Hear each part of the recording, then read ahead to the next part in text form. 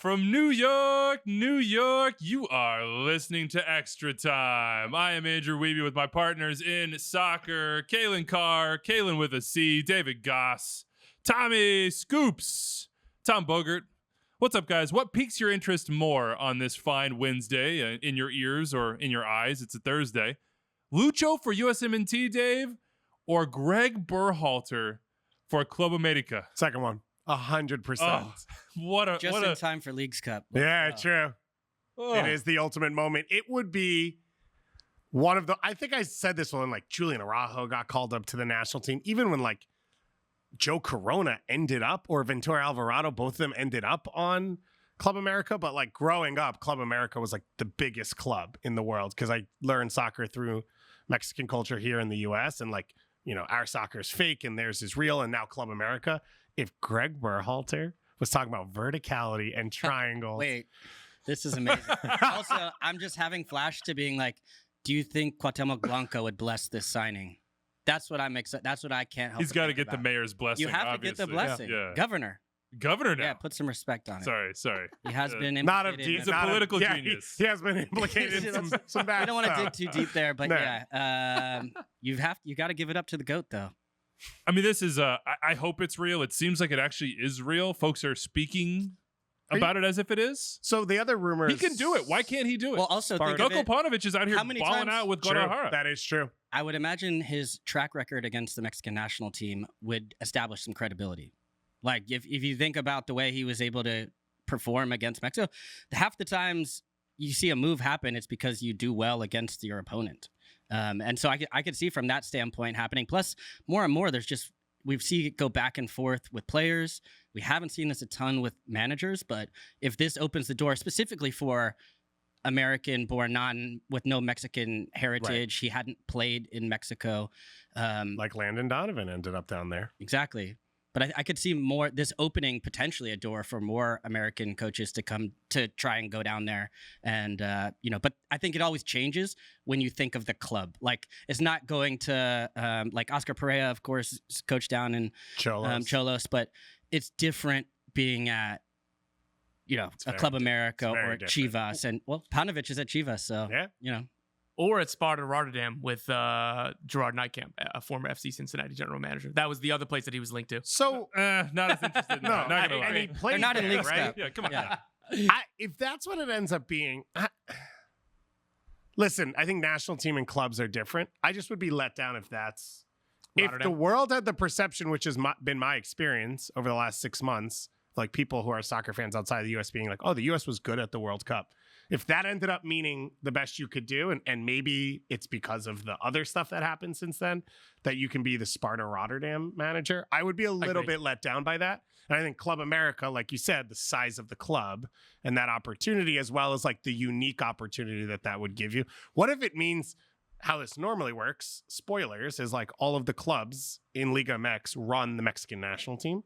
And what if it led to Greg Berhalter becoming the national team manager for Mexico? Juan Carlos Osorio-esque, huh? From MLS, builds up just to get to El Tri. And then they did with Tata. They took Connection to Tata from Cuau. us as well. JCL Get creative, El Tri. Stop taking our people. JCL got fired from a Liga MX club after like 6 months and then ended up Mexican national team manager. He doesn't spend long many. Greg Berhalter needs JCO as his agent. That's what you need. Or just a better marketing, like a notebook, I, for one, air of seriousness. would Just wear love to glasses. see Juan Carlos Osorio back in MLS. I would love to see that.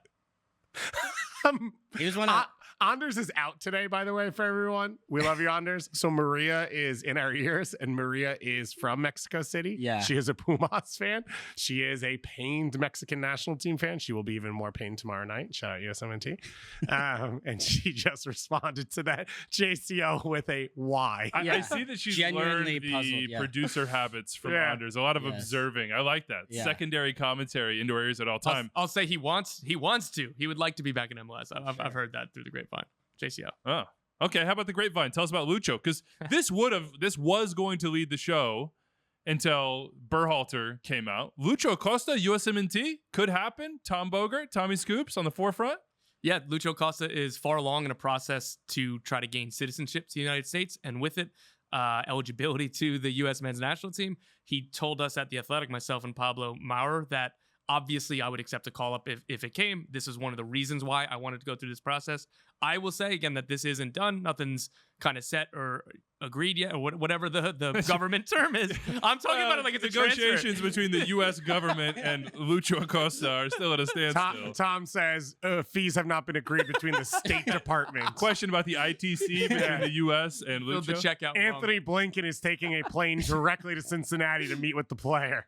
So yeah, I do know that U.S. Soccer wrote a letter of recommendation to the government, I guess, for this process. There was a letter of recommendation written on U.S. Soccer's behalf on Lucho Acosta's behalf by U.S. Soccer. So it shows that there's interest, that this is real. He's on the radar. He's obviously one of the best players in the league. So I think we can objectively say he's good enough to be in the pool. He's 29 years old. And again, at the peak of his powers this year, it's definitely something that came out of nowhere. And I will say he's ready, because once he got the New Jersey haircut and he went with kind of the slick back and the earring, like he's ready. He's ready. There was a change for him. There was a shift. You can't connect that, I assume, to the timeline on the citizenship. But hey, look, what do you think? Lucho in the lineup 2026? Be awesome. He's 29 now. He would be 32 then, I believe. Good Yeah. man. Zero chance that was right, but that is our brand. So you're good. I think so. He just turned 29, so then if Don't it's do 4, it. 5, Don't do it. 6, I think it's 32. Yeah, I would love to see it. I mean, he's different than anybody else we have, right? There's not I can't think of a replica. I can't think of anybody comparable. Yeah. Thank you. Appreciate it. It's been a long day. Yeah, you helped yourself. Yeah, you got there. So I mean, yeah, I think it would be amazing, and it's just interesting. I was surprised to hear, but shout out to Scoops for doing this on recording day, which is important for us. But yeah, I think we haven't seen a ton of this. Julian Gressel is the one name that I thought of as of late that had been around MLS for a while, very, very well known, top player, and then now is like just kind of breaking through. And now you're seeing Lucho Acosta. So I kind of like the idea that this is opening up maybe a pathway for more players that have come to Major League Soccer. And, the other thing I was thinking about, just I haven't done zero reporting, I should say, but the idea of if this Not might even be a swing through the gram. But if this might keep him in MLS longer. Yeah. Because, he's been rumored to go abroad before. I think there was interest with PSG years ago. That seemed like the biggest sort of almost. That seemed disappointing. Then he left the league, then came back. And, now it's kind of like, I think it could be one of those situations where for Cincinnati, this could be great because you've already got U.S. men's national team striker. Now you say these two work well together. And then also, to say to him, hey, believe in this project, stay here, you can represent the U.S. men's national team.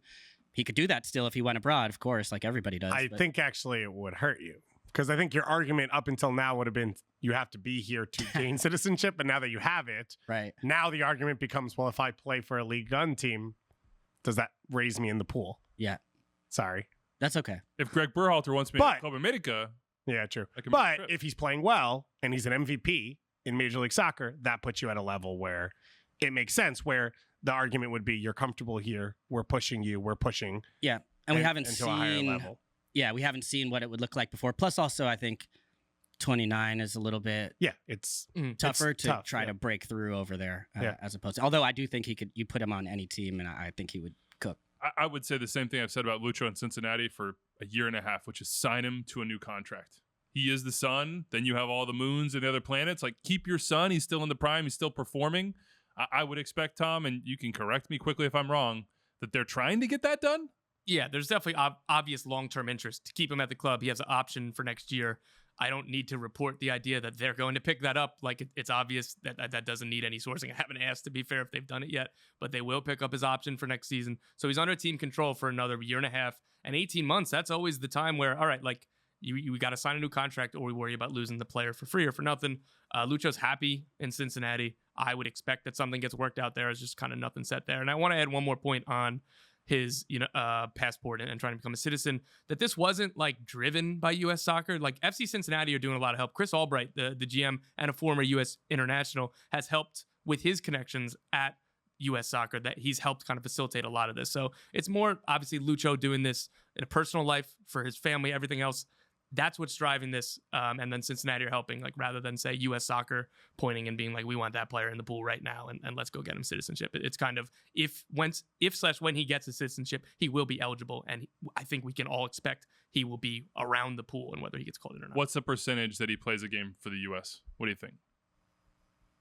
I don't know. I would love to see it. I would probably say high because of friendlies, January camps. Mm-hmm. And my hope would be, this is now like an 18th sidebar on this whole thing, is like going into the 2026 World Cup, Mexico does this, and like some teams in South America do this. You should just be playing like a U.S. camp like every 2 months. Just like get the team together and get Mexico to get a team of Liga MX players together and just play a friendly under your coach in your system for the players who are here. So my hope would be you have January camps, March camps, whatever, around windows where it's like look at the January window. Yeah. There was players in there that Jalen Neal's not ready to be a national team player. Guy's in the Gold Cup. So Lucho Acosta, I think, is on one of those. I think you could probably hack it. Yeah, right. Find a way to. I also like that they give you something different. He's not the normal type of player we have. Same thing with Julian Gressel. I think just players who have different experiences, have different skill sets. You can switch things up, and I think it's a different tool than we have in our toolkit. Kyle Wagner, somebody should reach out to him. Stick around, my guy. We need some left backs. Could we get you ready for 2026? Albina Nebodo. If something happens to Tyler Adams, God forbid. I don't think he has a senior cap for Nigeria. So you asked me this question, and then we got into the you had to have been eligible before you played legitimate youth games. So now I'm going back through it, which it's actually really tough. Yeah, it's hard. Like Carlos Heel played one U21 game, which makes him ineligible. Evander played U17 games, which makes him ineligible. So all of the names I have now are just jokes where it's like Keaton Parks. The joke is they never call him up, or like Jeremy Abobasi. Oh, all Americans. But there's also the emotional part too, right? True. Like, who do you want to represent? Who do you want to play for? And Lucho clearly wanted to play for Argentina. Sure. He has said in multiple interviews like that before he had the PSG opportunity, before the pandemic, he was like, that's what I want to go do. I hope I can get in there. And then afterwards he said, I think that the train, and this is again, thanks to reporting. He went to the World Cup. So that's what I was going to add. Yeah, he was there like celebrating. He loved it. Yeah. He's Argentinian, like, period. He said in 2019, in a sit-down interview with The Athletic, he said, perhaps I could have been on the national team at another time under different circumstances. I thought I had the chance. Now I see a national team that's at another level, a really high level with a lot of players in Europe. A lot of young players. It's really difficult for me at this stage. Maybe before, yes. I thought about that while I was watching the games. But after the World Cup, I thought, no way, that train passed me by. I'm going to enjoy this as a fan. Sorry, he said that in the winter, so now he's ready. Call him up. Yeah, it's cool. It's exciting. The name I just brought up was to check if he played youth games was Emmanuel Renault. So. Has he? No. Wow. That's a vibe. That would be a vibe. All right, big show. We have killed probably 10 minutes on this already, but it was absolutely worth it and wonderful. We're going to go through a bunch of non-Messi transfers. That's Messi with an I. We are going to try not to talk Lionel Messi today. Try being the key word there. We've heard your complaints. I have ignored them, and I will continue to ignore them. But for today, like an iron fist, that's how you roll. Exactly. But for today, because there are not any new updates to go into on Lionel Messi and Inter Miami and their future. I don't know why I'm doing that with my hand. I have this. That's me taking control of the table, Dave. If you're listening, I just got the hand planted in the table. We're gonna go through 3 deep dives. So we have 2 out of the Western Conference that we teased you on. That's Minnesota United, Sporting Kansas City. We'll go to Nashville SC in the West. We'll go through a bunch of transfers. Tom's been doing yeoman's work over at The Athletic. We have some good mail, and we'll call it a day. Let's keep it on Cincinnati, though, Tom. Aaron Boupendza. We sort of teased this, started to talk through it. It is done. They've tweeted it. The Gabon International is coming in as a designated player. He's 26 years old. Won a Golden Boot in Turkey a couple years ago, then moved to the Middle East, was in Qatar, then in Saudi Arabia, where he continued to score goals at a once every 2 games sort of pace.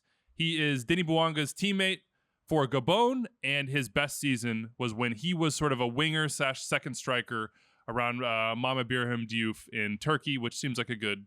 We got there. Yeah, we got there. We got good. there. Like I don't know if Vasquez is in that category. Yeah. But obviously. the relationship we hope could be that good. Logan Miller hit us up and said Vasquez should be a perfect fit, and Vasquez has been great this year. But I think that Boupendza is going to take pressure off him and make him better as well. Tell me what Cincinnati think about this signing. I agree with that take, by the way, that this is going to be really helpful for Vasquez. He was at his best playing with Brenner. I know that Sergio Santos has filled in well. Kaelin's guy, Dambaji, has been fine, but you're adding a $7 million in prime center forward designated player. That's going to be huge. And it's going to look more like the group last year. And again, like Brenner was, 21 last year or 20 last year? Like these are players at different stages of their career. Obviously, Boupendza has to adapt to the league. We know how difficult that can be. But he's somebody who's played in, this will be his 4th different league in 4 seasons. You'd assume or hope that he's adaptable. He's somebody who scored a lot of goals in a lot of different leagues. Cincinnati are really excited about this signing. They look at this group that's atop the Supporters Shield standings, and they got 1 goal from Brenner before he left with injuries and all the other frustrations. They're adding a DP center forward in prime $7 million player to a group that's leading the Supporters Shield standings. Their biggest problem by the summer last year was that their defense wasn't good enough. They bring in Miazga and Nwobodo, and then Nwobodo was a little bit before the summer window. But when those two played, they were very good They were solid defensively. Now you add in Mosquera, and they're really good defensively. Right wing back this winter was somewhere where I said, if you had to pick one place on the field, where could they get better?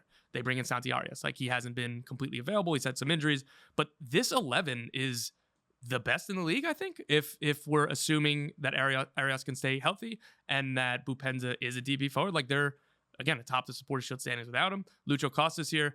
Brandon Vasquez is not going anywhere this summer. I maybe not 100% certainty, but it would have to be some insane transfer offer combined with Vasquez saying, I need to go right now. I don't see that happening.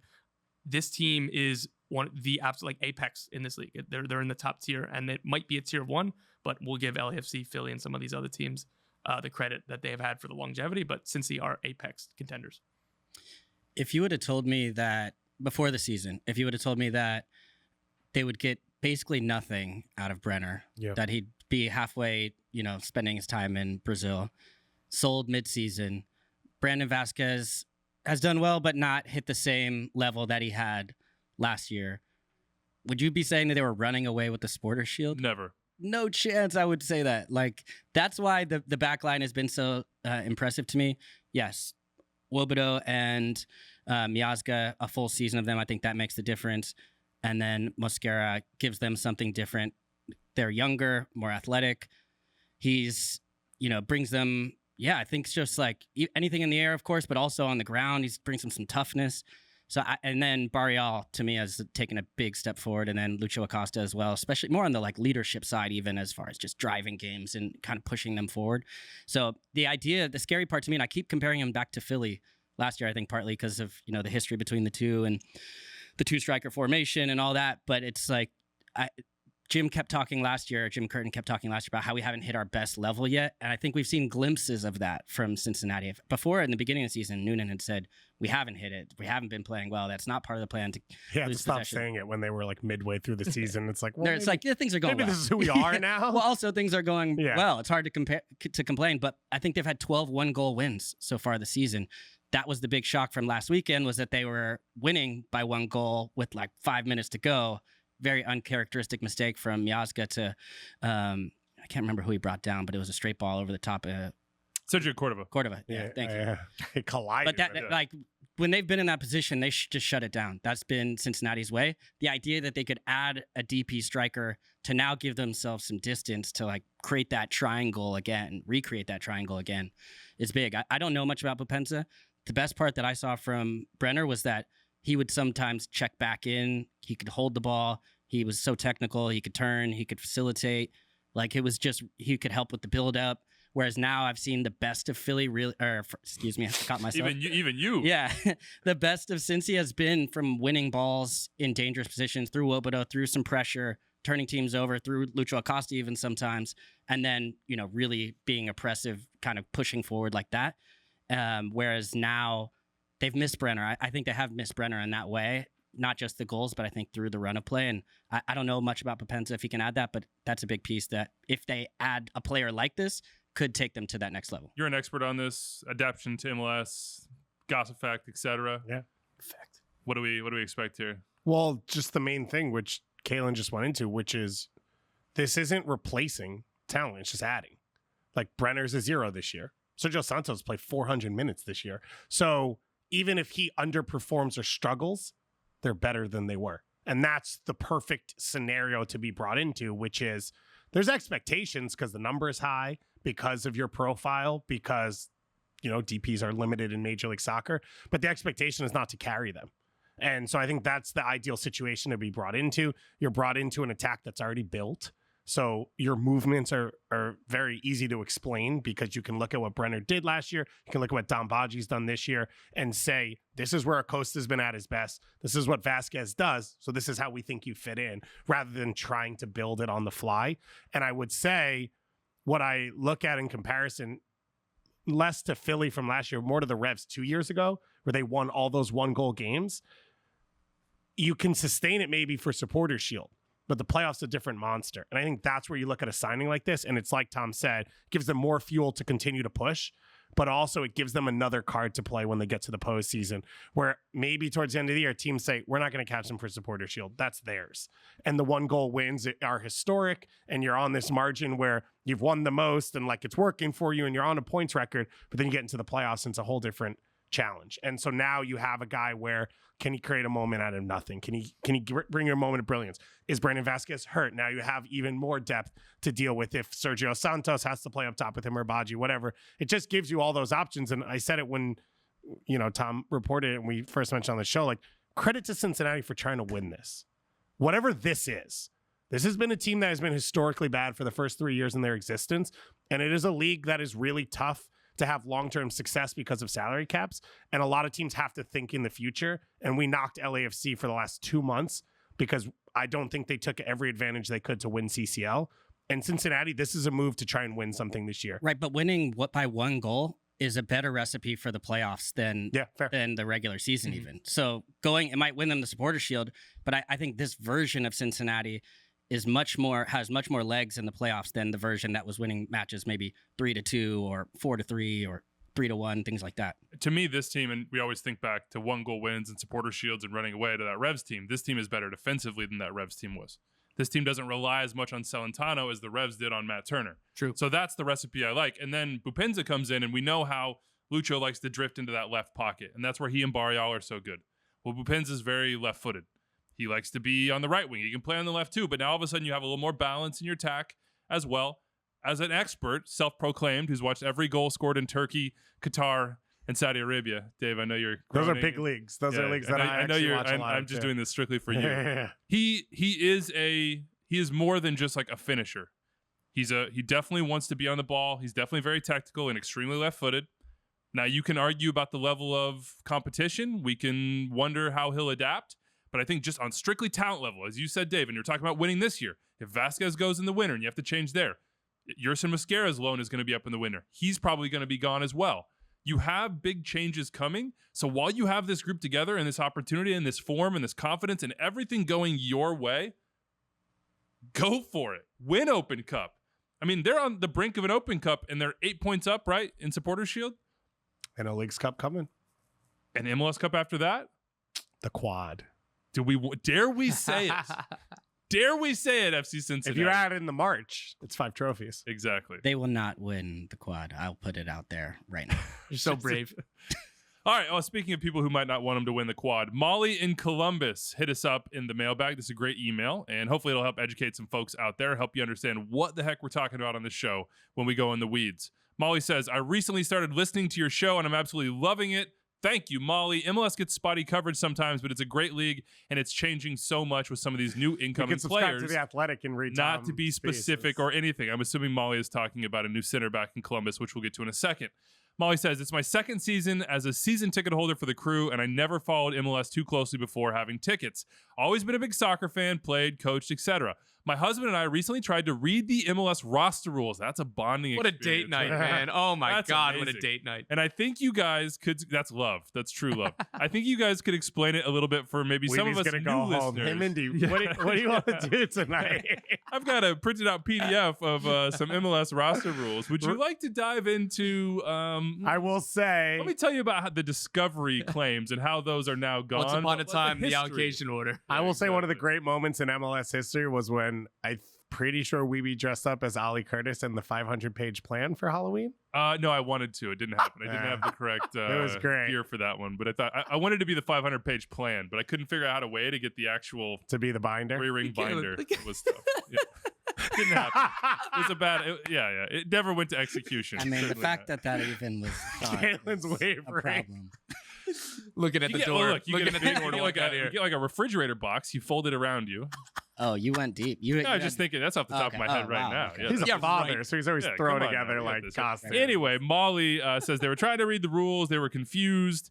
All the DP rules, salary caps, teams are trading open spots, U22 initiatives, et cetera, et cetera. It's a little too hard to follow.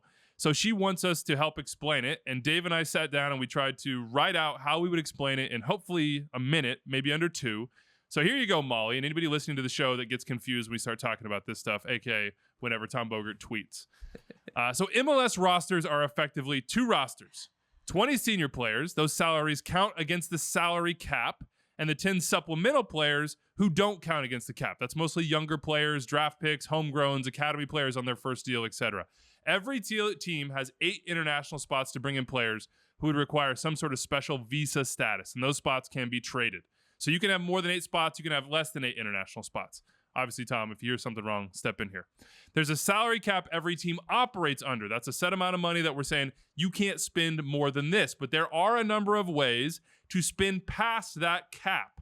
The most famous mechanism is the designated player rule, which you're hearing about with Lionel Messi. Each team gets 3 designated players. You can spend as much on those players as you want, and they hit the salary cap at a set amount, which I believe, Tom, this year is $651,250. There we go. You were ready. There's also something, as Molly said, called the U22 initiative signing. To simplify it, that's like a DP spot for younger players. So you can spend a big transfer fee on them, and that doesn't go into the actual cap number. And then there's also something called a young designated player, which is a designated player spot, but less money because of the age of that player. Every team has 3 of those spots. If you have 3 senior designated players, the full cap amount, you get 1 U22 spot to spend. If you have less than 3 DPs, like you only use 2, or one of the 3 DPs can be bought down lower than the max salary threshold of $651,250. then, or it's a young DP, then you can sign up to 3 U22 players. So that's a strategy teams use. They're going to have 1 DP spot they save that can be bought down or is in a different designation. That way they can have 3 U22 players. And then finally, but not really finally, but for this exercise finally, there's also something called allocation money. You might have heard that described as GAM or maybe TAM. GAM is general allocation money that can be used to buy down any salary cap number of any contract that's on the senior roster, those 20 players, to get you under the salary cap but allow you to spend more. Then TAM, targeted allocation money, can only be used on contracts of a certain level, which is over that 600 whatever thousand that we just laid out.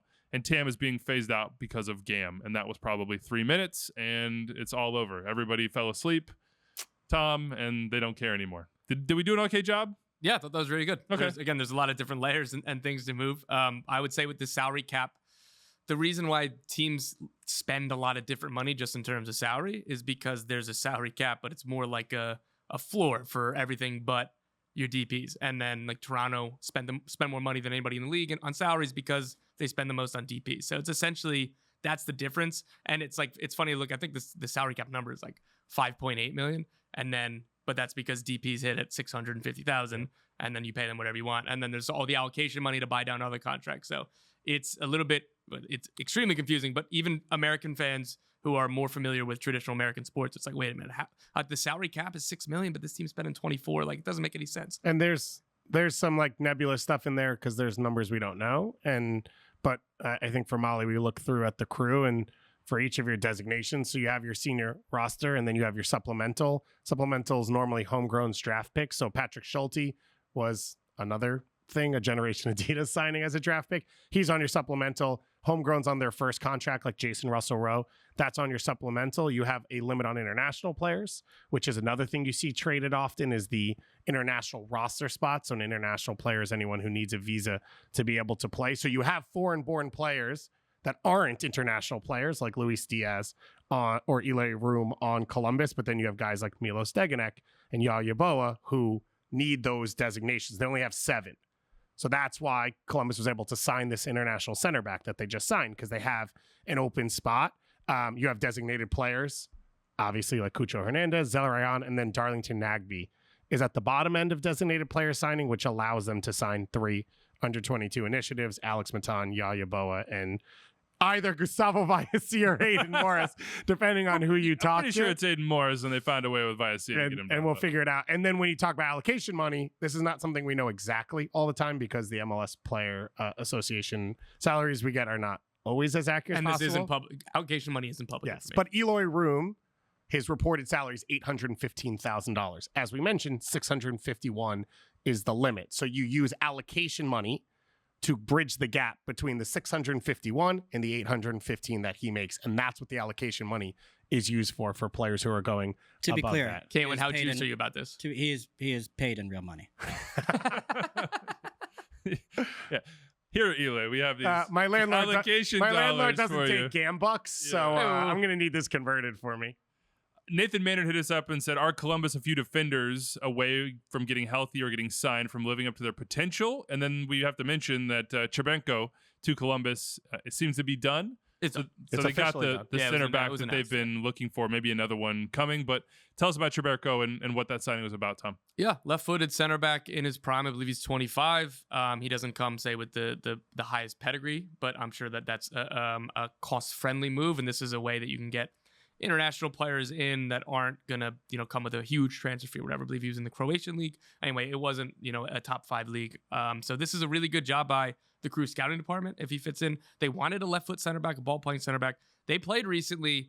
I believe it was against Charlotte, where they played with a back 3 with 0 center backs, which was just incredible because Milos Degenek is injured. They traded Jonathan Mensah in the winter and didn't sign any senior replacements. So Cheberko is definitely, again, top of their list. They needed a center back. I wouldn't be shocked if they bring in 2. Yeah. I do know Red Star Belgrade want to bring Milos Degenek back, but then I've heard jokes from people not involved at either club just saying, the Crew got him because they didn't want to pay him. Like, it was like a cost-cutting move, or that's why he was available on a reasonable deal to bring him over. And again, Australia international, played at the World Cup. So they want to keep Degenek, but there could be more flux on that back line. Again, I wouldn't be shocked if another center back. Is he with Australia this week? Is he going to go play Argentina? Do we know if he's in that Or camp? he's on his way back. Oh, he's but I injured. believe- Yeah, sorry. Yeah. They're playing for a spinning trophy. The trophy is robotic. It's a game Australia's playing against Argentina in Beijing, and they're giving away a trophy for it because it's like a fake tournament, and the trophy moves. That's cool. Yeah. How do we get you back, Kaylin? I think we lost you and all that roster. rules is- The spinning trophy didn't do it. I was trying to see if I could skip forward, but He's over here hitting the 10-second button. The 15-second button. Like, go. Okay, how about Atlanta United? So Tom is reporting at The Athletic, and you should read everything Tom writes at The Athletic, as well as the whole crew. They do a great job. They set the table for but extra mainly time. just Tom. Just because he's here. We would say that. But What the whole up, crew, Felipe? they give us content to talk about. Thiago Almada could be sold this summer, probably in the winter. Either way, they have an open DP spot. John Harbeck asks us, who should they be targeting to fill that with that spot? What position on the field would you go for? You have Araujo that's leaving as well, so I guess that's 2 DP Well, so they spots? won DP spot 100% without Araujo leaving, and Got then it. if Almada leaves, Yakumakis was the other one, and then Almada. Okay, so they will have one open. What position would you go for if you're Atlanta with that DP spot? a replacement for Almada, right? I agree, Caitlin. If Even if he doesn't go. even if he I still would say an in prime DP number 10. You look at Garth Lagerway. Sorry to take the question, Caitlin. yeah, please do. You look at what Garth Lagerway did with the Seattle Sounders. It's He leaving. brought in prime Nico Ladero. That was kind of the transformative signing for that Seattle Sounders team. And then they brought in Raul Ruiz-Diaz. So you look now, they already have Yakumakis. That's the air quote Ruiz-Diaz hold. Again, it's a in prime DP attacker. It's more important for them to get the next number 10 right than relying on striking gold like they did with Almada. Like, they spent $15 million on Ezekiel Barco. He was not this. I would go with the senior number 10, and then you can get a young DP winger. And again, whether that comes in this summer, hopefully you keep Almada. Maybe it's a player who can play a couple different positions for the interim, but I think it's much more important to get a DP 10 right and use the senior DP spot on that, and then maybe a young DP for a winger. Would anyone here give it to Miles Robinson? Caitlin, I took your question, so do you want this one? No, I mean, the one thing I've been thinking about is the window for all of we were talking about Cincinnati before, but the window to win things in MLS is shrinking rapidly by the day. Like, you used to be able to keep a team for years at a time. You knew you were going to have Landon, Keane, all these guys. And now it's like you have to actually, you have to be able to, you have to be able to turn things over pretty quickly. And I think the issue is, that if you have like a guy like Almada, he's going to be sold at some point, right? He's going to be sold. You're going to have to turn that over. Whereas if you have a guy like Ladero, you bring him in a little bit older, or you bring a guy like Hani Mukhtar, you bring Carlos Seal, you bring these guys that are going to withstand. That can be your, like the Revs went through this, where they lost Bo, they lost Buxa, they lost Buchanan, they lost these guys. Not Barrero, sorry. Yeah, they lost Turner, but you have Carlos Seal, so you can continue the project. And I think that's the question mark for me with the Atlanta United over time is, can they continue to go after these young guys? Because we gave them so much credit for it. But then when you lose a guy through the international market, which is a huge success, what happens after that? And then you see coach after coach after coach, and suddenly you're scrambling, and that's kind of the place they found themselves in. Do you think they would go for an Almada replacement this window, or would they go for their João Paulo?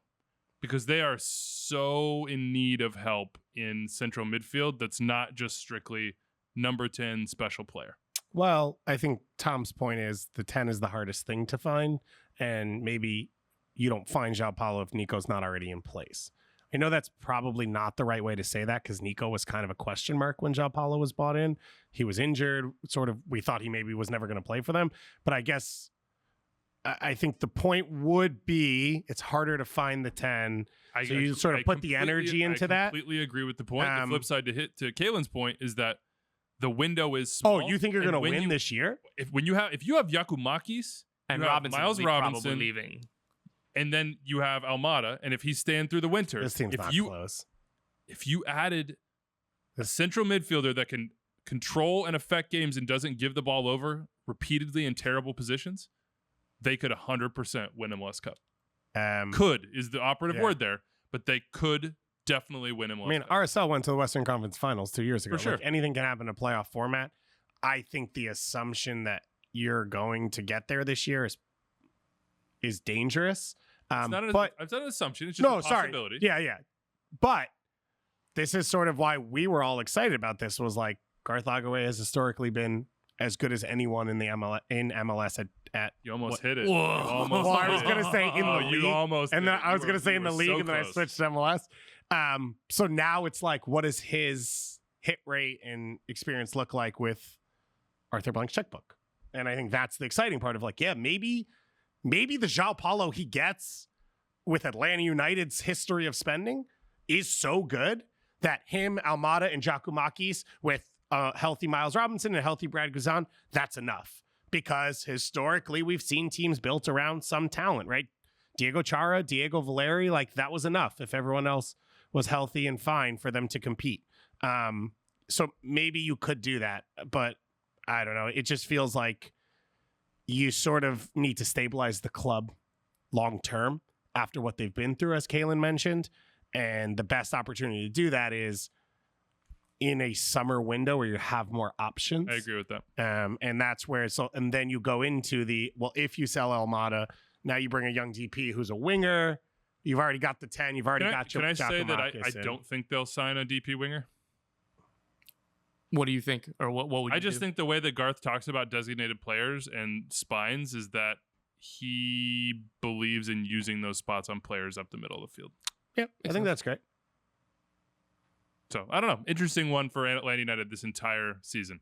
What's going to happen? Also, if it was me, by the way, I would slide Caleb Wiley higher up the field, and I would play Etienne on one wing. And if you lose Araujo and you don't replace them, and Wiley on the other side, I think he still struggles defensively along the back line, and I think Gutman obviously and Lennon are your options back there. There were some other questions we had, Tom, about which contenders are most likely to lose players in this transfer window. And Atlanta was the one that jumped out to me because of Almada, and obviously Araujo was going, and you can argue about his, you can't really argue. He hasn't contributed in the way that you would expect. Who's the other team bounced around in your head? Yeah, and you're right with Atlanta. And if it's Almada, it's a one-person thing. Like, you can't really replace him on the fly. And if you lose him, that team is so heliocentric around him and how important he is. The other one would be the Philadelphia Union. Look, there's a lot of players that are at the end of their cycle that are likely to move on at some point in the near or midterm future. Kai Wagner, I know I've been on the show for seemingly years talking about Kai Wagner could be leaving soon. His contract's up at the end of the season. He's rejected contract extension offers from Philly. Philly have been long resigned to him leaving. They thought he was going to be in the winter. Honestly, thought the summer before that, was a year ago. So they've been ready to have a succession plan. They have left back targets. Like, I know that they're moving on some of them in the assumption that Kai Wagner is going to leave at some point, whether it's the end of the season or the summer. And what I've been told is they would be open to business if he signs a pre-contract to go somewhere else and letting him go immediately. Elsewhere, Julian Carranza, there are like Europa League level teams scouting and like making contact with Philly about him now. Like, there's no like official offers. There's no advanced talks, but like, there's contact between clubs that are asking about Julian Carranza. I was joking with somebody at the club yesterday that I think that he needs to be benched or you're going to lose him, because like, if he keeps playing like this, you're not going to be able, you need to hide him essentially for a couple months here and then bring him back for the playoffs. But so he's somebody who's getting a lot of calls. And then Olivier Mbaizo, the right back, one person, I don't know if they were just overconfident, but one person described to me that they'd be almost surprised if he didn't go, because I know that there's interest coming in that. So look, what I'm saying right now, I've named 3 starters, and then there's Jack McGlynn, who I don't think that he's going to go this summer, but there's a world in which they agree a deal for the winter. So you're just kind of running through this team. That's a lot of key players. And at some point, Jacob Glesnes is going to go. He's going to be at the end of the cycle. So I think for Philly fans, like, this is still, window is still wide open. This is still one of the best teams in the league, but it's getting towards the end because of just the roster evolution. And how many times can you continue to overplay your spending? How many times can you continue to get Julian Carranza for $500,000, Kai Wagner for like $70,000? How many times can you get Kasper Shabilko on a free transfer and then parlaying that into $1.8 million on Daniel Gazdag? Whereas teams are spending $7 to $10 million on a DP attacking midfielder. Like Jose Martinez was less than $100,000 as well, and now he signs a new contract. Like, you can't. History tells you you're not going to keep doing that. Like, they don't miss on signings ever. So they're kind of towards, like, they're in an inflection point where I feel really good about them. But as Kaylin was talking about the windows, what happens when some of these players start going? Well, how about Jim Curtin? Yeah, it's something that I feel really passionate about in that. So both Jim Curtin, the reigning coach of the year, his contract's up at the end of the season. Ernst Tanner, the reigning sporting executive of the year, his contract's up at the end of the season. And there just does not seem to be urgency from Philadelphia Union ownership to rectify these situations. My view, and we were talking about the 18th month mark a little bit earlier, this should have been an urgent discussion, and we're gonna hammer out these contract details right now. Last summer, Jim Curtin and Ernst Tanner, they're up at the end of the season. Ernst at a different point in his career when he's had overtures from international federations, and that he's not really been interested in because of everything he's done and where he's at. Like, both of them are very happy, and I'm sure that they'd like to continue. Chicago Fire, it's known that they want Jim Curtin. There are other MLS clubs that. Can we? Just, yeah. Like, you just like dropping that, and I'm like, yeah. Like, I sit here on this table and I say the Chicago Fire should go do that, but you are saying it's known that they want Jim Curtin. Yep, absolutely, and that's only going to get stronger the closer he gets to his contract expiring. Like, other clubs in the league, jobs are going to come open, or there's other jobs that are open, like Miami, like.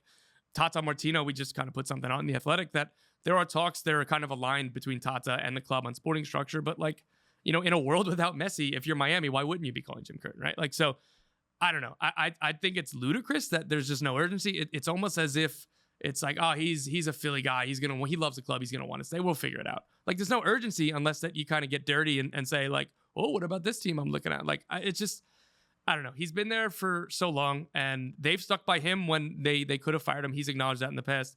But I just think that this is something that absolutely should have been sorted last summer. If not, I wouldn't have broken preseason without having a new contract for Jim Curtin. It's just ludicrous to me. I'm still reeling from, I assumed that the Fire would want him. But that's a complication for Jim Curtin as well. What does he want to do?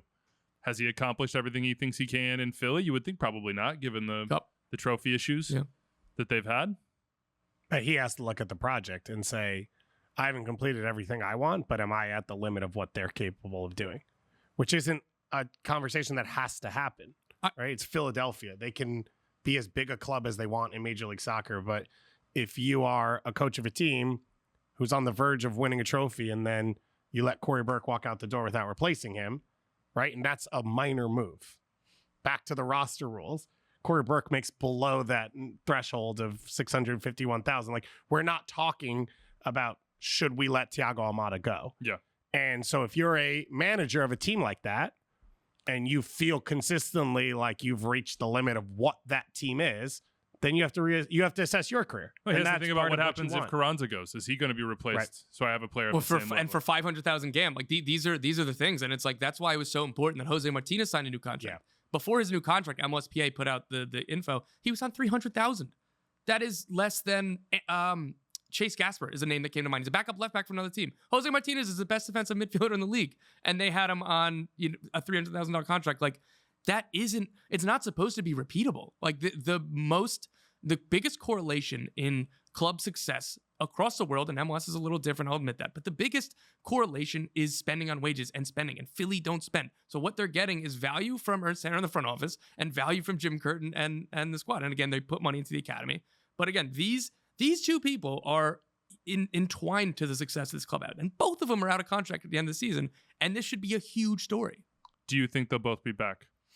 I would still say yeah, but again, a year ago I would have been obviously more confident. This winter I'd have been like, I'm sure that they'll both get new contracts pretty soon or immediately. But the longer it goes, the more it's a question mark, and it's just crazy. I think Ernst's more likely than Jim. To leave? No, to stay. I would go the other way. Yeah, but I don't. But so I think it's Ernst's project. Yeah, but this is sort of what he has built, and he, as you said, they're in different stages of their career. He doesn't really have to go prove anything anywhere else if he doesn't want to. Where Jim Curtin's at the beginning of, okay, what's my stepping stones? Let's say Jim Curtin sits down tomorrow and says, I want to be USMNT manager. How do I get there? And let's say if Jesse Marsh gets that job, he's calling Jim Curtin to be an assistant coach and asking if he But also, Jim Curtin has to look at it and say, well, why did Greg and Jesse get it? And both of them have managed in Europe. And both of them have, he's been to MLS Cup, but, Jesse won Supporters Shield. Like, he sort of has to assess that list and say, am I going to get there with Philly? And so that's, if that's what his goal is, it doesn't have to be his goal. Like those are all internal discussions where I think for Ernst, like, this is his project. This is what he does. Yeah. Is he finds Jose Martinez and Kai Wagner and he makes them win his juice. But does he want to do it anymore? Right? Like, that would be the question more than rather like worrying that, I don't know, Chicago tries to sign him as a sporting director. Like you said, with where Ernst Tanner is, I don't think so. But again, like we talk about windows, like if those two leave, is it over? Like, I mean, you'll still have the roster, but then I don't know. I think that there's got to be a lot more urgency than they're showing. All right, let's get to some deep dives. We have 3 teams. We didn't just deep dive. An additional 3 teams. That's our brand. Bonus deep dives that we never expected. Kaylin, I want you to get us started.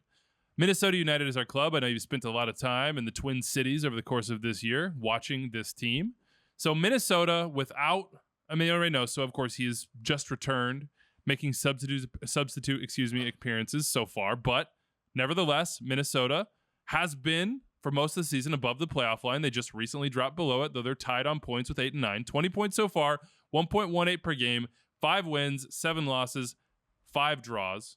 Pretty mediocre, but without your best player and with a 1-1-5 record at home, seems like they're in a decent spot to jump in the second half with Reynoso and maybe Teemu Pukki, which we can get into. What have you made of Minnesota so far this season? I've been impressed based on the circumstances, and it's strange. The home form is strange to figure out a little bit because they've been traditionally very, very good at home.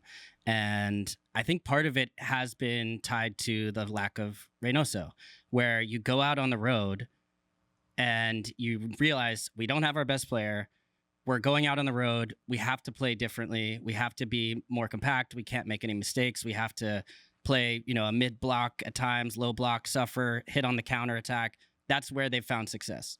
And then oftentimes they've done it in places that a lot of people haven't. They've gone to Dallas, gotten a result, 3 points. They've gone to St. Louis, gotten a result, 3 points. Not a lot of teams have done that. I think Portland's the only other one to go to St. Louis and do that. I think both off penalty kicks, direct play, not trying to play through. So I think you think of, and it wasn't just Reynoso, right? So Reynoso, I didn't think at all was coming back. Like from being in and around it, it was like you talk to people and you're like, where is this guy? And people, I don't know, And then there was like actual genuine concern for him and what if he was okay, what was going on. So the fact that, and then Robin Ludd goes out. He's been used in 12 different positions this season, which he's always been, basically, which I think has kind of been the detriment of him and at times, I think, the club, because he's such a top player, and I feel like to use him as a 6 is a waste. He can do it. To use him, I still feel like his best position is as a winger, and allowing him to tuck inside as an inverted winger. But, they had to do it because the pieces haven't quite been there. The positive has been Hlongwane. He's been very good. He's just 22 years old. South African, just, a ton of talent. He's actually stepped up in a big way in those road results, most notably, but also at home. So I think they've been able to survive. But yeah, you see Reynoso comes back, and I've been saying, don't burn him quick. Like, give him time to get healthy, because like I said, nobody knew where he was at, what he was doing. From everybody I've talked to, he wasn't playing soccer. Like, it was not, at least in any sort of professional or even casual circumstance. So that takes you all the way back to the end of last season. He's not even challenging himself in Barrier League. He's not ready. Not ready. New York City men's league. Declined the TSC call up. We would take him. But yeah, I mean, but the next thing I know, I watch him play, and this dude looks like he's never missed a minute. Like, he's just been walked right out. Blow, man. He just needed a rest. I mean, he just walk out, and to be fair, he didn't need to rev up the engines for these big sprints, all the ground covering he used to do in the past. I think, you give him the ball, you put the ball at his feet, and he just has that ability. He just has that quality. I still think they have to be careful. I think they have been a little bit. They brought him on. They got smoked by Montreal on the road by the time they brought him on. I don't even remember what the score was, but it was ugly by that time. But he still came in and was like the best player on the field instantly. So the good news for Minnesota for me is they have 2 weeks now, I think, until their next game. I think they have a decent break, so they can actually train with him. They can actually build his fitness with the first team, because he's had to work, on the side. He was doing triple days for a while. Which I don't even know if that's useful personally. At some point. That feels like you're just cramming for a test. Yeah. And that's basically what it's been for this team right now, is just, and I think, especially with Ludd out, Dibasi is also another name that has been gone for a long time. There are reports saying that he's getting closer to returning. That'd be huge for them. I think that's as massive as any of these. I don't think we've talked about that enough, because Tapias has come in and been good. But I still think from last year, you wanted to upgrade on Boxall and have Dibasi and Tapias, right? And you talk about the away versus home. They couldn't open up after Dibasi got hurt in any capacity, home or away. And I think that's part of what you're seeing, which is like, they can't commit numbers. They can't let their lines get spread at all, because they don't have anyone who can emergency defend for them. And if he comes back, I think that changes things on another level, even if Ludd's out. I agree. It's still not as big as Reynoso. Oh, yeah. The whole system is built around this guy, and it's to make everyone better. They haven't gotten goals from Fragapane. Ludd had no goals, 1 assist before he got injured. So Hlongwane has been the one option. Even Song Bin Chong has come in. I feel like he's the type of player that would benefit and get better from having a Reynoso to find him, to be able to use his pace, to be able to stretch the field. I think that I saw a stat that it was like, he had 26% of all of the touches in the final third last season for Minnesota United, which is, I think, the biggest number, the biggest percentage in like 10 years in MLS. So literally, once they get to the final third, this team hasn't scored goals. They've had to win ugly. And now they have the guy who's like everyone, it all centers around him. And then, so you'd think towards the second half of the season, if he can stay healthy and motivated, that it's going to be a lot better. The beautiful thing is, too, for Minnesota is that everybody else knows that's how they want to play, and you still can't stop Reynoso. You can't get him off the ball. You can't stop him from being progressive. That's his super strength, is that in 1v1 situations, in crowded areas, not only does he not lose it, but he finds way to push the team forward, whether it's with a 1-2. And when you play a 1-2 with Reynoso, you don't have to think. You always know he's moving into that progressive position to give you then an opportunity to make a run. And they have so many guys that can make that run, that can be a field stretcher. And I think about Nashville in the same way with Hani Mukhtar in a different style. But like, that's why you surround him with Fafa Picault and Jacob Schaffelberg and all these guys that space the field and give him more room. Well, that's and just make runs, because he is such a genius with the ball that he's going to find you. Absolutely. But that's a really good comp, because both teams still need an elite number 9. That's the one piece where you say, if Nashville wants to take it to the next level, and they add an elite number 9 to play with Hani, what does that look like? And for Minnesota United, that's still the issue. Luis Maria has just gone back. Where did he go? Mexico. Mazatlan. Okay. With But Ake next- Loba. But next time he comes back, he's gonna. But score they haven't hit 20. on that forward position ever, have they? No, No, but oh my God, Maria when he comes Who back knew? next time. Maria. Who else is running? Angelo Rodriguez. I mean, Since they got rid of Angelo Christian Ramirez. Delgado. Abila. No, Ramirez.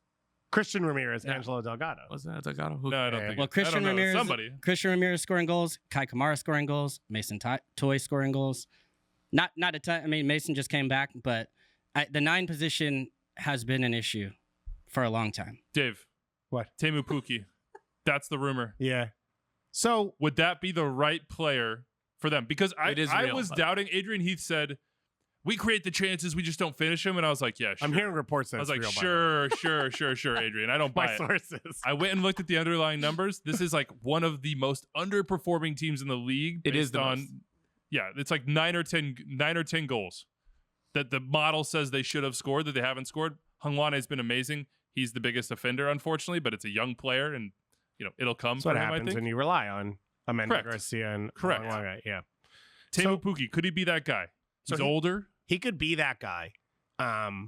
I going sort of back to the convos we've just been having, and I think Kalen's point is right. His windows are small, but if you get Reynoso on the field this year and he's productive, you sell him immediately, right? Reynoso. Where has he been? Like, are you going to build a franchise around this dude? So in a signing like Pukki, Well, I mean, the answer is they have. So yeah, but then if you sign Pukki at his age, aren't you just doubling down? correct. You are. Yes. So that's where I think if you sign Pukki and DeBossi gets back healthy, yeah, you can make a run at MLS Cup this year. But what is best for your franchise and what's best for your club?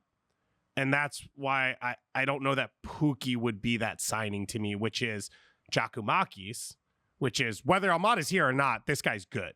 He's going to make it easier for the next guy, and he's going to be here for a while. Like, those signings are not connected.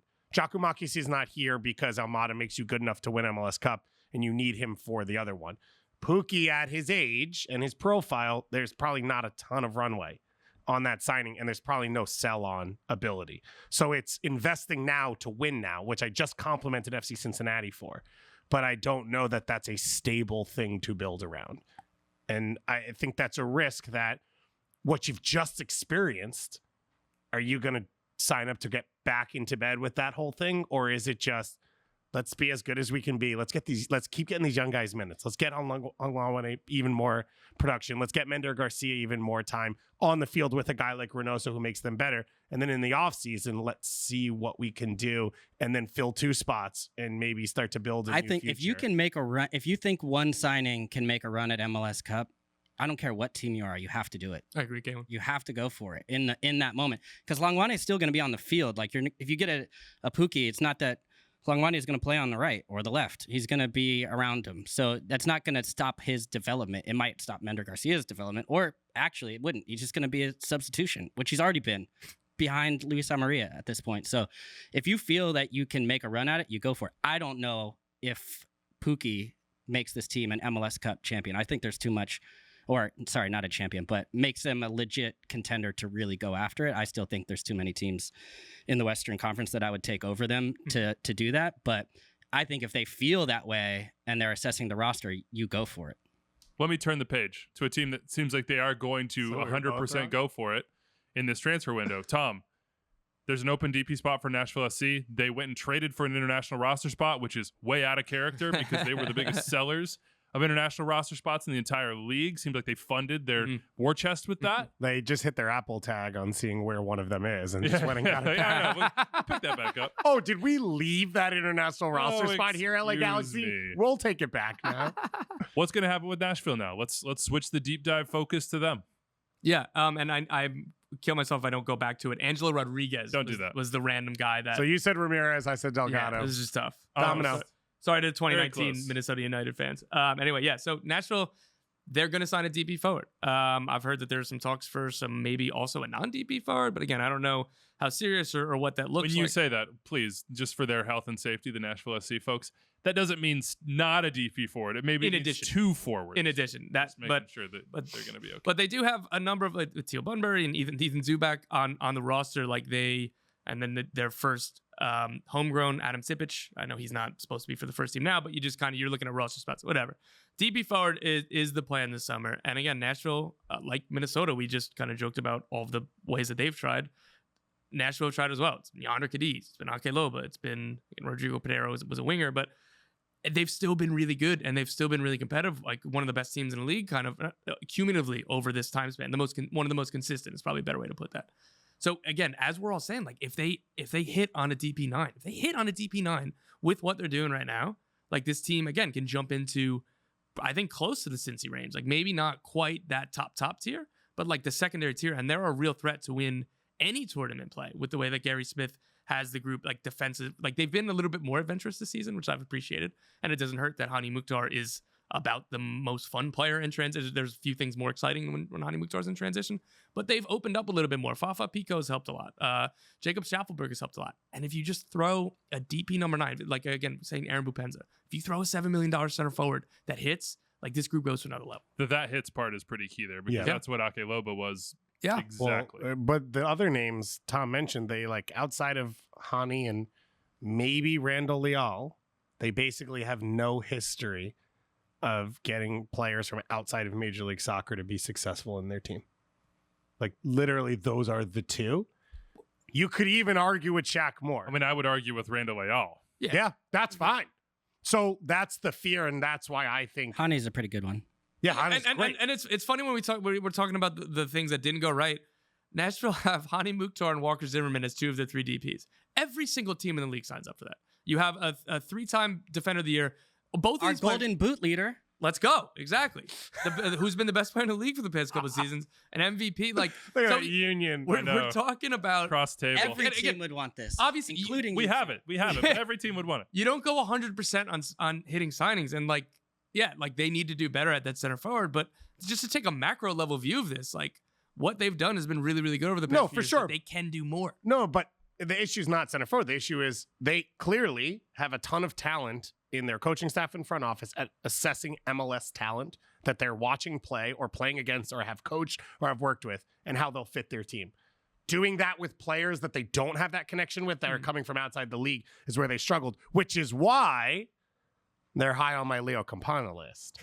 If Inter Miami needs to make that spot open, he's a guy who's been successful. It's why every time Doyle brings up Adam Buxa, it makes sense because he is a $10 million center forward based off what he was sold for, but he has a history of having success in this league. What I like about Nashville right now, this part of the deep dive talking about the team, is it's Fafa Pico and Teal Bunbury, who both are guys comfortable as wingers naturally in MLS. And then Hani Mukhtar underneath him, where what they do really well is they play into the channels. And one of Fafa or Teal goes and gets that. And then Hani becomes the second forward, making a run behind whoever the other forward is. So if Teal goes out to the right, Fafa makes that near post run. Hani's making the late run. He's dangerous there. And you get Hani on the ball more often from a deeper area. I would, if they were to make a number 9 acquisition, I would want it to be a similar profile player, not we have to go back to sort of a 4-2-3-1 and play through this guy's feet who drops in. I like that verticality that it gives because I like that it turns Hani into both a 10 and a center forward where I think he's really dangerous. Do you think Adam Buxa, Kalen, could be that sort of player who can do both, who can run in the channel a little bit, but also be, a target when they are able to get into wide positions and cross? Those fullbacks both are able to deliver a good ball. Would Buxa be a good fit? He's the one that we just keep hearing about. Yes, and I love the idea, the comparison that you made, because you don't have to necessarily go out of the league to a completely unknown, right? So Buxa would fit that description perfectly. We're seeing this with Chicho Arango coming to Real Salt Lake. Like exactly what it looks like in Major League Soccer, which gets rid of the Goss theorem, all due respect, but I think it allows you to It's fine.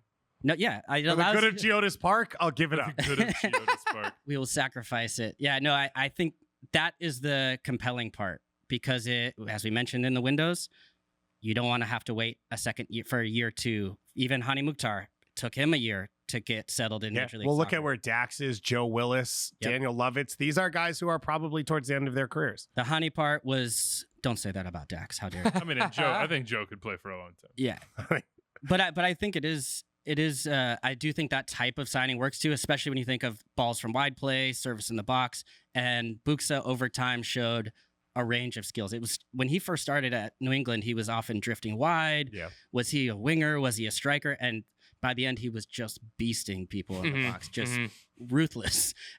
Balls in the air, could hold up the ball, bring others into play. He's more mobile than you might expect. He can run left foot. I feel like just he would be tremendous. If I were New England though, I would still be like fighting like heck to try to find a way to bring him back as well too. If you could, if he's coming back to Major League Soccer, I think you always got to go. DP I mean, spot, Bruce so that has would be said him. he's open to adding more DPs. That's a good point. He did. Good point. And roster rules changing and Yeah. spending He increasing. mentioned that for Messi. Yeah. We're not supposed to talk about him. Sorry.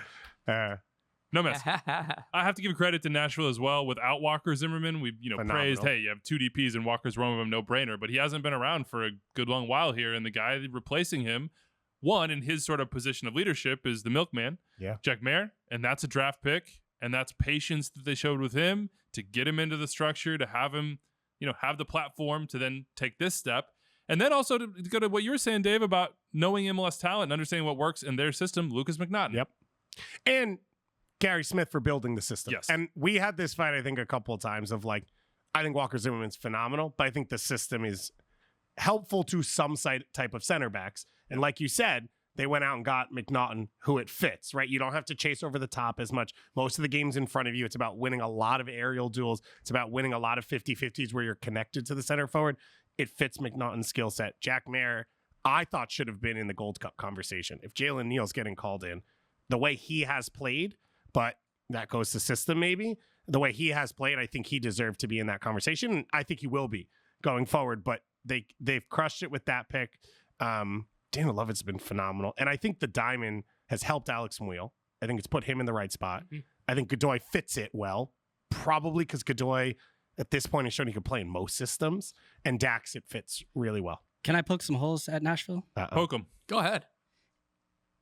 I do think that while the system is working, I do think that you have to have different ways to win.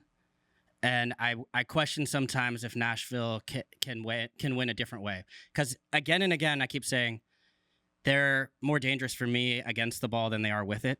And, other teams have the ball. That seems fine for them. That's why I think sometimes they've even struggled in their home form over the years where you would expect them to be so dominant. And I think on the road, teams keep the ball.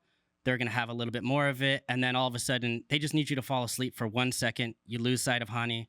The first pass finds it. They've got Dax, some guys that can distribute very well, can find him right away. And from there, that's why he's been the MVP for me is it's coming, where it's coming, who it's coming from, and you can't stop it. Because if you give him 1 or 2 opportunities in space in transition, he can hit you from far. He can beat you one-on-one, step over, scissors, whatever. Like, he's just deadly. So I think if they can find another unexpected, because even the other pieces to me are pretty predictable. Yeah. It's like pretty direct. It's pretty linear. If they could find maybe a different piece, something a little bit more unexpected, Boupendza wouldn't be so unexpected. It'd be more like, you know what that is, but it's still a problem. High quality. Yeah, high quality and a problem.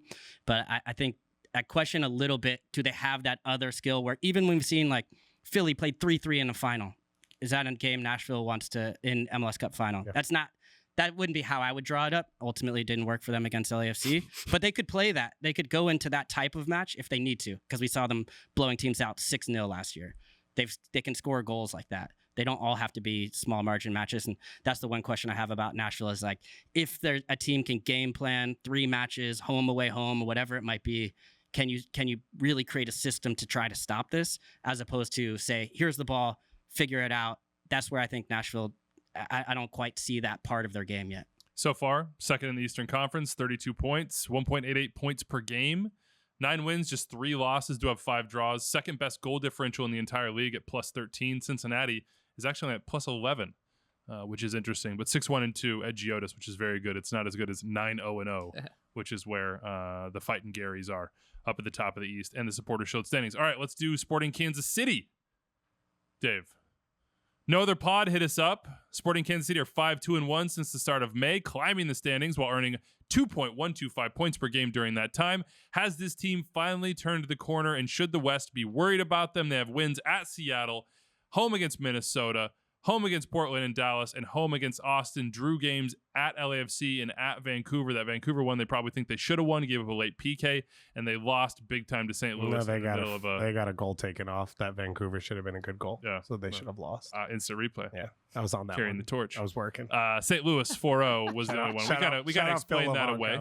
Ahead of Leagues Cup, they are 4 home games, 3 away, so 7 matches in that time. Drew Vanderplog says, where could Sporting Kansas City exit this month in the table? Still have 3 or 4 games at home through July 1st. They're the hottest team in the conference. What have you seen so far from Kansas City, and how much of it revolves around Alan Pulido? A lot of it revolves around him, and a lot of it just revolves around all the talent coming back. Gadi Kinda's a big part of this. The other pieces that they've had out, Johnny Russell's now back out again. But it all revolves around, I think, just having more optionality and more movement. And when you watch this team play now, when they build out of the back, Kinda comes into the channel. He rotates out when he doesn't get the ball. Now Tommy comes in. Now Shallowy comes in. Pulido drops deep. This was a team where if you took that first pass off the table for the first 6 or 7 games of the season, there was no second option and there was no second runner. And you add in that those are high quality players where if you play Kinda in a bad spot, he can get out of it. You play Kinda in a bad spot, he can create something from it. Tommy's the same. Now you have Chonis, who's playing on the right side where it seems clear coming in on his left foot is where he's more dangerous. So he doesn't have to cover for Shallowy like he did at times last year. Shallowy's back in his more comfortable position, which is more of a finisher coming from out wide than being a true creator all the time. A lot of that relies on Pulido because Pulido's elite and Pulido can do so many things. He has always been really good at dropping in and creating for his teammates. He's always been really good at being a focal point to help you get out of trouble. He's also an elite finisher, and that's why you brought him to Major League Soccer. So a talent infusion is going to help any team. Look at Inter Miami. We just talked about them for a while of like, they lost Gregory, they lost Mata. Those are a DP and a high-level TAM. Well, you lost Pulido, you lost Kinda. Like, those are high-level players, and it was always going to be tough. It's promising to see them back and healthy. I think that's the biggest part of the whole thing. You add in, they've done some good work at center back. Whether it's Castellanos or not as a full-time starter, I think they've gotten more athletic at that position. That's always been a huge problem for them. It's an issue for Fontas in his game, and they found cover there.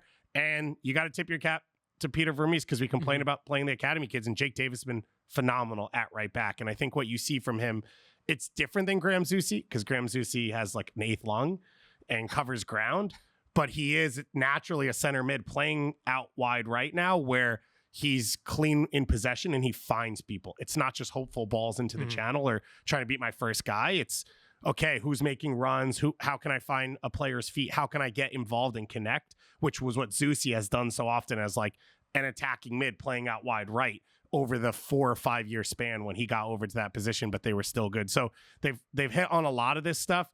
They're more athletic, and they're younger right now of the players on the field. So it feels like they don't get run off the field as often. And now they're doing what Peter Vermees wants them to do at a high level, which is just a ton of movement, a ton of connection. And Kinda's a huge part of that. When Kinda plays, you feel it. He seems like a guy that you want to play with, and it's like fun. And when he's willing to pass and move, it feels like other guys sort of follow that. And so they're really good. Should the West be scared? I don't know. Like, I think this is close to what I thought they were going to be this year. Are they MLS Cup favorites? Probably not. Are they contenders? Yeah. 9 teams make the playoffs, and they have a great home field advantage. And, there's experience in that team. Tommy's a match winner, but I wouldn't put them in. So what? LAFC, St. Louis, and Seattle is your top 3 in the West. I wouldn't say they're close to that. But you could argue with me with the way Dallas has played, which I think is a little underwhelming, that they are debatably, that 5th team. But think about the conversation we're having right now. We were just like 20 minutes ago. We were buried. We were like piling Peter Vermees has got to be fired. Yeah. It's like it's the end of this era. It's all got to change. Blow it all up. It just goes to show in MLS, things can change very quickly. And 1 month, It's a 5-game half-life. yeah, We talk about it. Yeah. Just wait 5 games. which is, I know we're not supposed to talk about it, but which is why it's so crazy to me that the idea that Messi couldn't get Miami to the Who? playoffs. Sorry. We're not going there. But I would say, look, you look at this team, yeah, you get these guys healthy, you get these guys back involved. Credit to Peter Vermees. The fact that we're even having this conversation shows that they've gotten this thing figured out. Alan Pulido is, such a big part of it, I think. And then Gadi Kinda, to your point, I remember the turning point for me was that Seattle game away. They won 4-1. And they started the match with him, and he, like the first 5 minutes of the match, he gets like a touch in the box that I can't remember. I think somebody else stepped up and finished it. But he adds an extra number in the box with these late arriving runs, something a little bit unpredictable. And the rest of the team is just kind of built around it now. And so I think, Shallowy's been better. These guys are getting confident. They've got still injuries with Tamilia's out. He'll be back at some point. But I think don't know that that's, unfortunately for Amelia, I don't know that that's a loss right now, which might be the reality. Like, he might be done. I think McIntosh has actually helped them. He's not a match winner, but he's making the saves he's supposed to. Okay. I have trouble letting go. I mean, yeah. Kalen's like, do not touch Tim. Trouble letting go. Yeah, well, I have trouble evaluating the aging of goalkeepers, but I would still bet on Melia if you want to, especially if we're having this conversation of playoffs. Yeah. But yeah, anyways, either way, they've turned it around, and yeah, they mentioned, I think 3 of their next 4 games at home. The one away game is at LA Galaxy, so they have to feel good about that. So to your original question of like where they might be in the table before the Leagues Cup, they could be squarely mid, like Squarely 4 or 5, mid. squarely mid in the top tier of the After playoffs. being just After being at the complete bottom. Yeah. Yeah. No, look, Gadi Kinda and Alan Pulido and Peter Vermees said it. Like, I'm not playing with a full deck. When they had the full deck in 2021, they were very good. And not only were they very good, but those 2 guys in particular seem to give Shallowy and Johnny Russell, whenever he does get back, because Giannis is not the same sort of difference maker, this incredible platform to play off of. There's a reason why in 21, Shallowy and Russell were best 11 caliber players. Like, I think Kinda was maybe even a bigger part of that than was Pulido, just based on the amount of time spent on the field. Kinda understands in Peter's system the moments to press, the moments to win the ball, how quickly to release it, and then that secondary runner that opens up space for the wingers around him. He is a very good player that's not going to be a 15-10 player, but will be a 6-10 player if he's playing all season long. Now, the question for them right now, outside of how far can they go this year, is what do they do with Alan Pulido, Tom? Because he's out of contract at the end of this year. Of course, we're hearing the Chivas Guadalajara rumors, because of course we are, and that's just the way that Anytime stuff he works. scores. We have people asking us, would free you? agent in MLS? Oh, no. He's not been in the league long enough. Yeah, no, he hasn't. So I'm gonna say Minnesota United. He's been here since mid Nashville. 20. He's been here since mid 2020, so he'd have 3.5 years. Yeah, no, I don't think you need. Well, no, he was here at the beginning of 2020. Yeah. Was he? Oh, he was just came hurt. in He the might offseason. actually. Yeah, He yeah. might then. He might Yeah. actually. No, I think there was a pandemic. So. Regardless, That's true. he's out of contract, and now we're talking about roster rules. Would but you re-sign him, Tom, if you were Sporting no, Kansas City? You can't rely on him. And like I think Polito's a phenomenal player. I think that when he's on and fit, like he's more than just a 9. I wasn't familiar enough with his game when he was at Chivas. He was like billed as he won the Golden Boot in Liga MX. He's Sound like Shaq over Yeah, literally. No, but like, Someone so put the I wasn't Shaq familiar. meme Hands up. I wasn't familiar with your but game. I'm saying I was expecting like this, killer number 9, and like that's an awesome profile too. But then he came, and I was really impressed and appreciative of. He's like a 9.5. He can do so much in the build-up, and you made the great point about why Daniel Shalhoub and Johnny Russell look so much better when he's in, because he makes the game easier for those around him. And again, I thought that he was just going to be the guy that, all right, we need to spend $10 million on a finisher, on somebody who's going to take these chances and score goals. And then he came in and he was like so much better. So it pains me. Like, I wish that he could stay healthy and prove that he could stay healthy, because I'd say absolutely resign him. But you just can't. You can't miss on a DP in this league. Look what this team is without Polito and Kinda. That's because that's 2 of your 3 DP spots. You can't sustain that. You can't perform well enough without those guys. And he's missed like 65% of the games or whatever the number is. And I don't think that's going to get any better as he continues to age. So it sucks. You just have to make that decision. You can't bring him back as a DP. So I agree with you for the most part. The only question mark would be, you're not paying a transfer fee.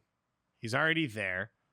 How much money are you getting to replace him? Because that's where the question mark becomes. If you're not going to get $10 million to replace him, then is whatever you get from him better than trying to get a striker who it's a question mark and you don't know. So I agree with you. I wouldn't rely on him and I don't trust it. And at 32, it's not going to get better based off the injuries. It just would be what's the replacement option. And if there is none, I'd rather have him than go out and sign a $2 million striker and be like, we don't know. Also, you would know better than anybody else and better than about any other player the status of his health. So when you make that decision, you will have all the data in the world over the last 4 years. You will have, eyes on the prize, so to speak. The to other know exactly what you think he's capable of. The other question is on Johnny Russell, which is like he's had injuries as well. He's on whatever back end that you're at. He's a DP as well, Yes. I believe. Is that a DP spot that's opening up if he's done? Oh, actually, no. Johnny, I believe he was converted to a TAM. So I think Eric Tommy is currently holding that spot. But So regardless, that's your spot. whoever it is, like both of those players can be moved off. So if you can re-sign Pulido on a low end It's not DP, complicated or confusing at all. but if you can re-sign Pulido on a low end DP, which activates your U22s and all that, and then get another high end DP, that would obviously be an ideal situation. He's only played 38 MLS matches since 2020, so that's a pretty low number for the Starts. price. He's played 46 games. But yes, Okay. he's never started more than 15 matches in a season. This year will actually be the year that he plays the most. I don't count DP appearances off the bench. I think that is What about when Lucho Acosta comes it's in a and fair position for you to have. what about when Lucho As a- Acosta yeah. comes in and wins games off the bench? Ties games. Yeah. Yeah, he's won He won some. one. Also the Chicago We'll Bulls make tie, too. for yeah. my for my fellow Patriot. I will make an exception for Lucho, but I do think. I was like, who's the Patriot? But I do think there is something also when you think about these decisions that also come down to like freshening up the team. Mhm. And if there was Yeah. one thing that I could look at from the beginning of the season with Sporting Kansas City that felt real to me was it's a lot of the same faces, it's a lot of the same players, and credit to Peter for being loyal to guys. And I'm always going to be on the side of, hey, look after the guys that have brought you success over time. But it felt sometimes a little bit stale, right? And sometimes I've been in situations with managers there for a long time, and it can feel a little bit stale. Or I've talked to guys about this, and sometimes it can feel stale. So you bring in new energy to the group. Sometimes I feel like this, even if you were to look at a new DP, I felt that way when Agata and Tommy came in last year, where they were able to like really kind of invigorate the group. Even guys like Daniel Shallowy have been there for a long time, right? It's the only club he's been at. You look at Graham, right? All these players, Roger, some of those guys, you want to have that institutional knowledge, but then you also need to have that next wave of guys coming in to bring something new to the group. So that would be the other reason why I would say 32, significant injuries, hasn't played a ton, large price tag. Like I could see them moving in a new direction starting next year. I totally forgot about Willie Agata. That's a golden boot roster. Dill's been player, gone for a while, so it was easy for Dark them to horse MVP. fade away. All right, we've been going for a long time on this show, so we're going to close it up. We got a long mailbag. We will copy and paste that straight over into Monday's mailbag. Thank you to everybody. We'll definitely hit it Oh, there. we don't believe us. Molly, you might Trust be new to in the me. show. We always really go in Trust depth in me. on I'll get Mondays. you We in. have so But much we time. have a good U22 question in there. Underrated signings. There's some good stuff. We'll get to it. Remember, MLS this weekend. We didn't even talk about the U.S. and Mexico. Yeah, it's okay. We'll do it afterwards. It's a big Monday. game. It is. Yeah. We'll talk about the Gold Cup roster I thought too. you were Canadian. Could be Atiba Hutchinson's last week as a Canadian men's Yeah. as a professional soccer player. Do it for Respect. There are All the what? solid There's a Maple game Leafs. tonight. We're recording Wednesday, so you'll know the result once you're listening to this. LAFC Houston, a big rematch there, and then there are 6 games on Saturday. Catch full coverage on MLS Season Pass, of course, on Apple TV. A truncated weekend because of the international break, and as David said, Thursday, Panama and Canada, and then of course the U.S. and Mexico at 10 p.m. Eastern. So when we come back on Monday, we will talk all about that. In the meantime, have a great soccer Who weekend. do you think wins the Nations League? Name one of the 4 countries. USA. You? Lucho Acosta's USA. Canada. I think Canada's going to win too. I think it's going to be U.S.-Canada final. I think Canada's Wow, gonna win. we're split right Yeah. down the line here. All right, we're out of here. Enjoy your weekend. Adios.